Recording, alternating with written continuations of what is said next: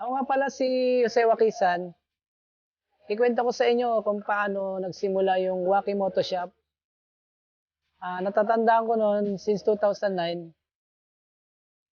Nahilig ako sa pagmumotor kasi nung una wala pa akong motor dahil gusto ko makatipid ng pamasahe papunta sa trabaho dahil normal na empleyado, nag-empleyado po ako o pasok sa opisina tapos nag-field work po ako.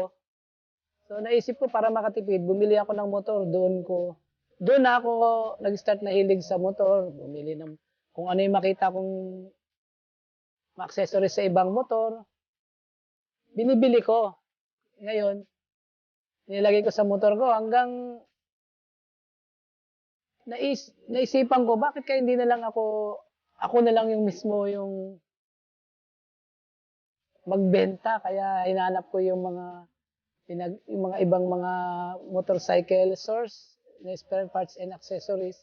So nung nalaman ko na, yun, nag-start na akong mag-shop. Nagsimula tong shop na to, doon lang po sa kalye lang siya, sa tabi lang sa kubo. Kubo lang yung ginawa ko, pinagawa ko, kubo na, kariton muna po pala, sorry. Nagsimula ako sa kariton, tapos hanggang naging kubo ng konti, hanggang nung medyo tumagal-tagal, nag-upgrade, nakakuha ng maliit na pwesto, hanggang ngayon, ito na siya. So, ayun, ito na tayo ngayon. Dati, totoo lang, sinimulan ko to, wala talagang niniwala sa akin.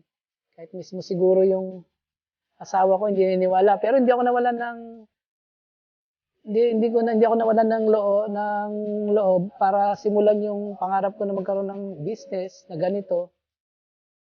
Tinaguyod ko mag-isa yon nung umpisa. So nung nakikita na ng asawa ko yung nangyayari na medyo maayos naman, maganda naman, ayun, tinulungan niya na ako na mangutang para magkaroon.